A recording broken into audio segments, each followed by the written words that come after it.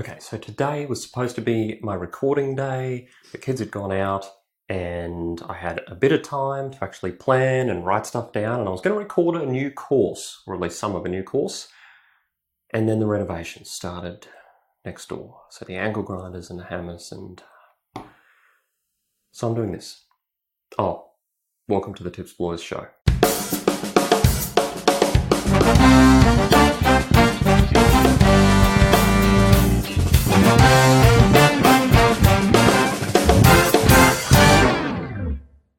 So with the distractions at hand, I thought this would be a good time to talk about focus.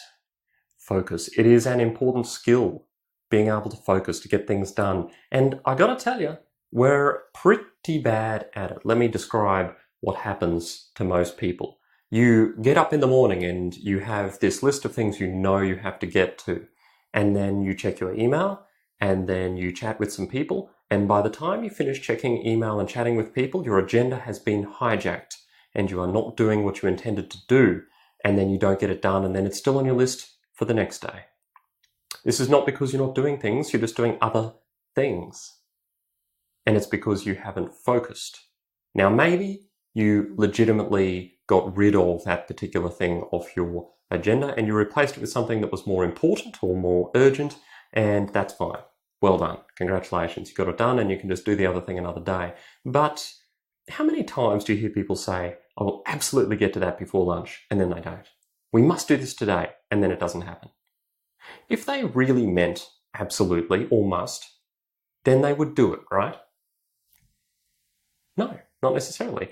Because we get our agendas hijacked by many things. In my case, my agenda was hijacked by the buzzing saw sound that you may or may not be able to hear outside my window right now. And when that started happening, I had a little bit of a grumpy moment, and then I had to think of something else to do. And it had totally stuffed up my day because I had something productive and useful. I'd planned it out, I'd thought through it, and then I had to come up with something else. So here I am recording this because this is what I had next to do. I could have done some bookkeeping. I've done a couple of hours of bookkeeping today. That's soul-destroying work if you're not a bookkeeper, so I don't encourage anyone to take that up, but you've got to find something then to focus on. So what do you do when your agenda gets hijacked? Because that is normally the time when you lose focus and things start going wrong. And that's when you don't get done the things that you wanted to get done. And that sound of that saw is going to drive me crazy by the end of this episode. But I'm going to plug on anyway. So, focus. How are we going to prioritize so that the things we actually want to get done get done? And the easiest thing to do is, of course, to do them first. Procrastination is a big problem with losing focus, and it's not necessarily that you aren't doing anything, it's that you're not doing the thing you chose. So if something is genuinely important, my top strategy for getting it done is to do it first. Don't let it get hijacked by anything. Now, of course, when I say anything, there are things that are going to hijack it. If you get hit by a car, then that's going to hijack your desire to finish a document or something like that. But if you simply get another thing on your list and you think, oh, maybe I better replace it, don't. And the reason I say it is this. It's usually the things that are important but not urgent that have a tendency to get pushed back and back and back. And they're the things that plague us when we get to the end of the day and we're like, oh, damn it, I didn't get to that thing again. They're the important but not urgent. They're the things you know you should be doing, but the things that you haven't done because there was something more urgent which made an appearance throughout the day. And the reason I say to do them first and to not let them get displaced in the priority system is because the urgent things will get done. And they will get done because they must get done. I'll say it again. The urgent things will get done because they must get done. Whereas the important things won't necessarily get done because they don't have to get done. Nothing drastic will happen if you don't do marketing that day and you do it tomorrow instead, except you don't do it tomorrow instead because there is always something urgent to do. There's always another urgent thing in legal practice. If you're going to be a lawyer, you're going to learn very quickly, if you haven't already, that there is an urgent thing followed by another urgent thing followed by another urgent thing. Now, sometimes these urgent things are fictitious. they are fictitiously urgent. This is where a client calls and says it's urgent, whereas in reality, they just want an answer quickly. Nothing will happen if they get the answer tomorrow. And you've got to have a bit of a juggling act there, because there's some clients who you can just be upfront and say, look, I'll get this to you tomorrow. I think that's a reasonable time frame and that will give us plenty of time to do whatever. Or you just hop to it because they're an ultra important client or because your boss told you to do it or whatever. So yes, there is fictitious urgent and there is actual urgent. And the actual urgent will almost certainly happen because it must happen, whereas the important things get put off day after day after day after day after day. And what happens is then they become urgent. Picture this for a moment. Marketing is the classic example of the thing that is important but not urgent. Every lawyer knows they should be doing some form of marketing or networking in order to start building their practice or their firm's practice or whatever. But many lawyers simply don't do it habitually. And they don't do it habitually because their marketing thoughts and endeavors and ideas all get taken over by urgent client work. And that always takes priority.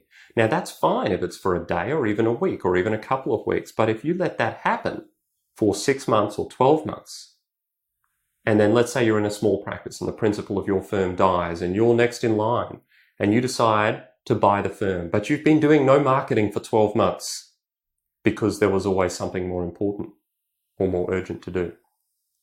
How's that going to go then? So over time, the lack of doing important things has a tendency to make a dramatically negative difference on your practice. And this is why I talk so much about habits and habit creation, because getting into the habit of doing that important thing first allows you to get it done and then tick off and go off and do the urgent things for the rest of the day. Now, why is all this relevant to focus? It's relevant to focus because the reason you're not getting the important things done is because of a lack of focus on them. You become distracted by the agenda of others that is set for you in the emails that you check, or in the meetings that you have, or in the telephone calls that you get. So how are we going to focus as best we can, and understanding and appreciating that if you're an employee, then you're going to obviously have to deal with a certain amount of interruption. The first is this: you don't have to pick up the phone. The second is this: you can close your email. Now that's a tough one, but you can actually shut down the program so that you don't get notifications, you don't see something that will hijack your agenda until you're ready for that to happen. And the third, and possibly the hardest, the first two are pretty easy. The hardest one to learn is this: to tell people no.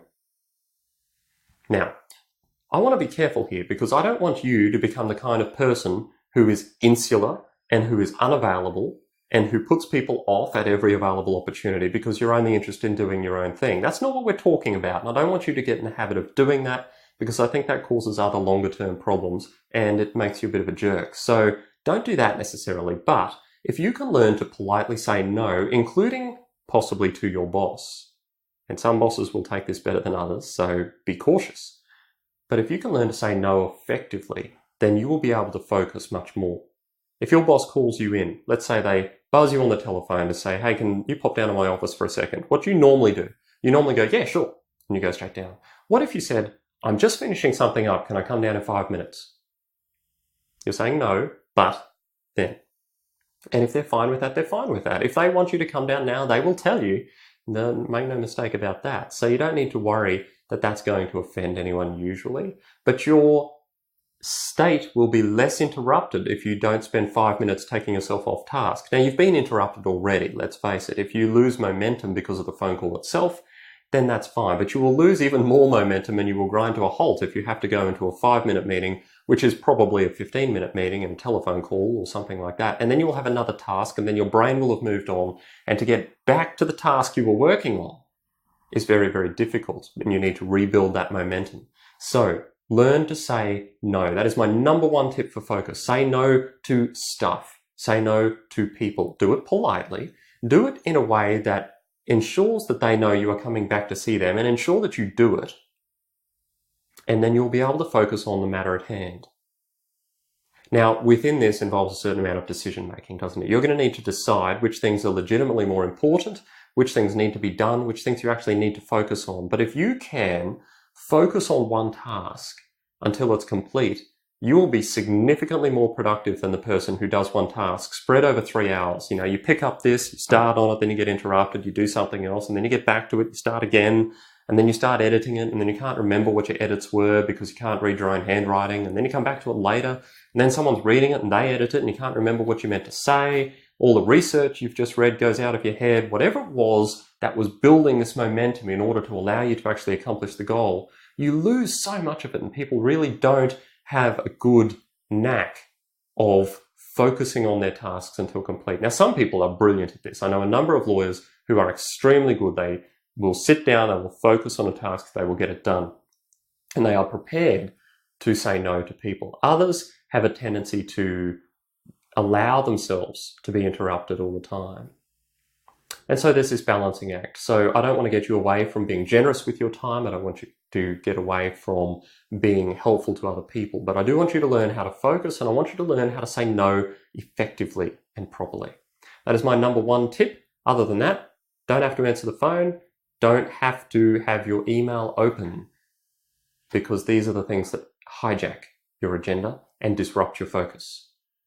That's it for me. What's your focus tip? How do you stay focused on the task at hand? Let me know in the comments, and I will no doubt see you soon. That is the Tips for Lawyers show. Head over to tipsforlawyers.com/YouTube, and don't forget to subscribe. Head over to tipsforlawyers.com/iTunes and subscribe there if you're on the podcast.